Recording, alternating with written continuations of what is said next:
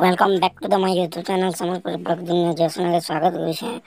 आरु दिन 8-10 आला में वीडियो अपलोड नहीं करती तो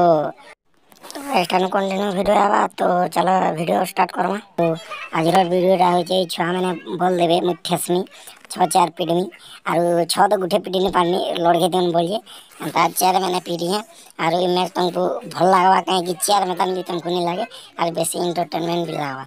आरु चलो वीडियो स्टार्ट करमा। एदा वीडियो तो स्टार्ट हला ना ए देखो एटा स्लो मोशन भी कराय जे देखो बैट रो बॉल रो आवाज भी आबा ठुक ठाक कलाटा आरु वीडियो पूरा लास्ट तक देखबो आरु एस्टानो कंटिन्यू वीडियो आनवार लगी चेष्टा करमा आरु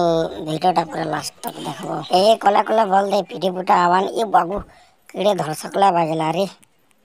ए चेयर ए बारे यादे राजेश मोर भंजा बोल दो छे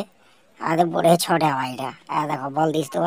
इटा बड़े छोड़े पूरा एटा पहला 6 फीट नहीं से कथि पाड़ी गिरी डरी डुरा कर याद देखो पूरा बॉल भी पड़वा देखला तो एटा 6 गुटे पहला फीट नहीं और बड़ भंजा के आरो